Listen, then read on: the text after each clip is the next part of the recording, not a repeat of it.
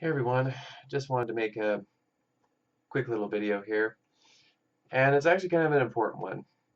It's going to go over kind of, you know, talking and dealing with other beings, and this one is one I really want you to take to heart because many people are excited about talking with spirits and talking with a lot of other beings.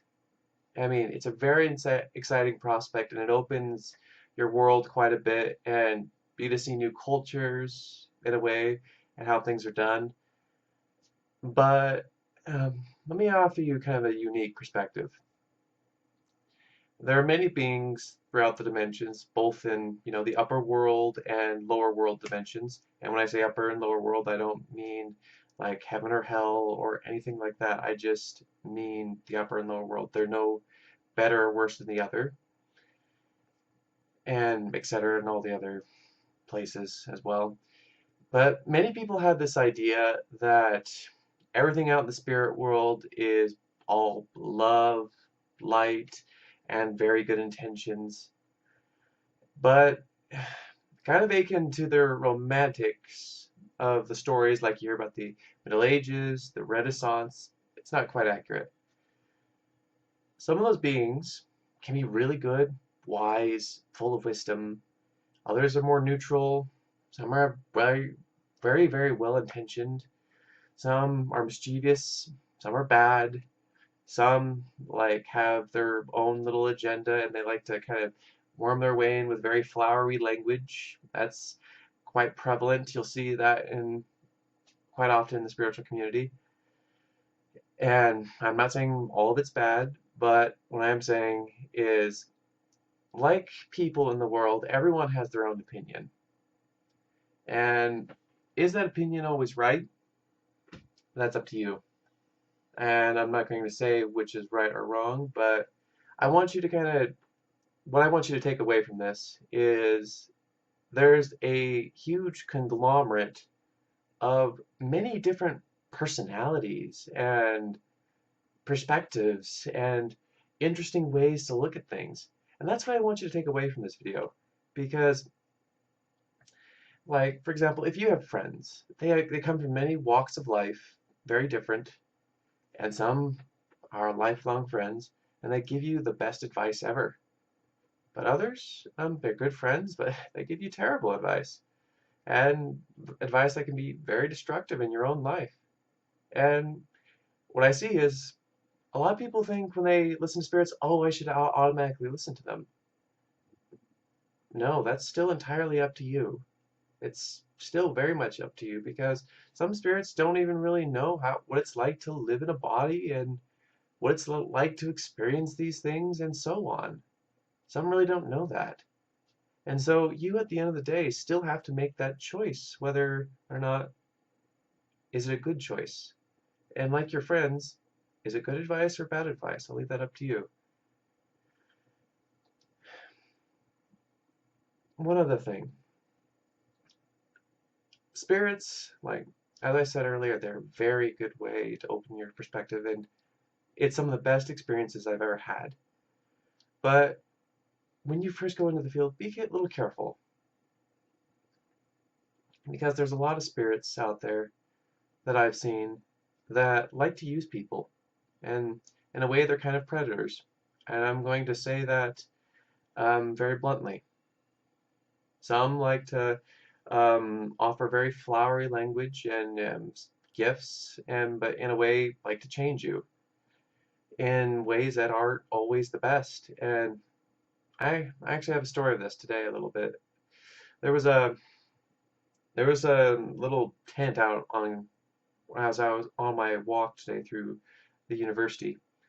And what I noticed was like as I went up to it, and they were Christians. I'm like, okay, this is kind of interesting. So I went in, received a reading.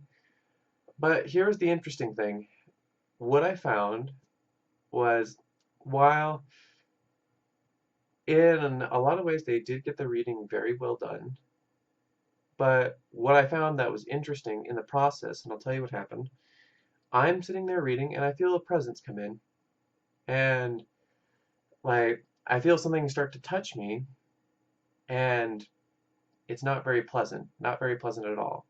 In fact, it's invasive and it feels like they're trying to put honest energy in to try to change me. And I've seen that with people, like where they'll say, give me a gift and I'll accept whatever the change is. And what you're saying is whatever is happening to you, like, and whatever they want, you're going to accept that change no matter what the change is. And I find that very dangerous because it kind of almost goes against your permission.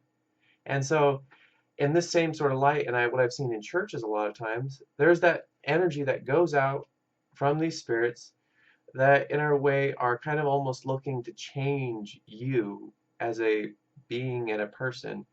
And while at our very core, you know, that's who we are, like in a way, because we all have our different personalities as we come to Earth. And you can look at it nature versus nurture, but even two people with the same exact experience are going to have very unique things about their personality. And that's just the way it is. But what I find dangerous about that whole thing with, as I was saying, is it's very destructive and it kind of puts you in that position of like, where, like, what are you trying to change about me? Like, I see these beings that want to take people to their realms and paradise, if you like to call it that way, and they have to follow their rules. And I suppose if that's what you want to do, that's fine. That's absolutely fine. But what I find very interesting is that they think that's the only way, and it isn't. When you go out there and you explore, there's a lot of places where you can make your home. A lot of places. And I don't mean you're completely unaccountable for your actions. I don't mean that at all. What I mean is there's a lot more places out there where you're welcome and where there is love. I mean, there's the upper realms where there's a lot of the the aliens, the ETs, the starseeds, if you like to call them that. And starseeds, just another alien being that's a soul that has come into a human body, or if you want to put it in the case of other worlds, that's kind of the same idea as well. And then you have the lower world, which has, in its own right, a lot of many wonderful creatures and beings. Like you have like the fire elementals, you have like some of the fairies, you have animal spirits. Yeah, animal spirits, they go down to the lower world, believe it or not. And there is some that do go up into the upper world, but let me tell you, the difference between the lower and upper world is it's kind of like if you want to have the lower world as the foundation for a house and you want to have the rest of the house like the wires, the and the wood and everything else in the house, that would be the upper world. And so the lower world is very closely linked to the physical world. And for some of you that are in shamanism, that you might be familiar with this. And so that's just something I wanted to bring up because many people are very familiar with the upper world and the angels and so on and the ETs, but then a lot of people don't look at the lower world. And the lower world has very many fascinating energies and beings there. And so something I do when I go to explore down into these areas is I don't make myself visible. I don't go and talk to other people down there.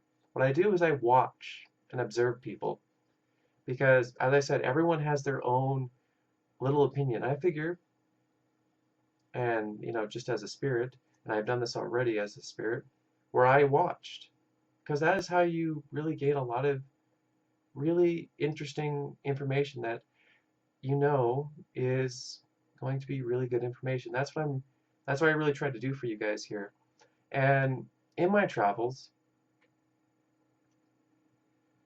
you see like the bad and the good. And what do I mean by bad? I mean bad by like a person is really trying to control who you are and trying to like dig their own feelers into you to the point where they completely change who you are and use you for fuel in a way. That's terrible. That's honestly very terrible. It's very destructive. And so I look at good and evil as constructive versus destructive. And so that's how I look at things. Because honestly, that's the best way I can come up with it for good and evil. And many may not agree with me. I understand that. But when you look at, for example, nature, like you see a fire through a forest, you may think that's terribly destructive, or a supernova that tears through a whole system.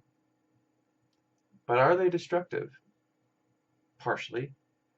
But they're also constructive in the way that they help growth. When a fire ends, new plants and new growth is allowed, and it helps things from getting choked in chaos. And for supernovas, it creates literally life and new elements, and without it, um, Earth and a lot of the everything else wouldn't be here really, because you need a supernova to get any element above iron. You do. Anything above iron, and it's like, nope, nope, nope, nope, nope, nope. You're not gonna have it. But anyways, back to my story with the tent. What they tried to do was they tried to put energy into me and tried to, in a way, change me. And that's something I didn't really care for. I didn't say anything to the people there. I just put up my natural barriers and didn't accept that energy, but I honestly did have to clean myself off and cleanse myself afterwards. That was less than fun. But I just wanted to kind of give you guys this unique perspective and just have that in your mind as you go along. And if you're wanting to talk with spirits, just make sure you develop your psychic abilities and your own maturity to the point where you feel like you won't be the sort of like the child that goes into a room with a bunch of strangers and adults that may or may not use you, or they may even be good, but just make sure that you can take care of yourself, and that's all I want you to take out of that. Anyways, if you have any questions, put them in the comments below, and I'm sorry this is a short video. Anyways, have a good day, guys.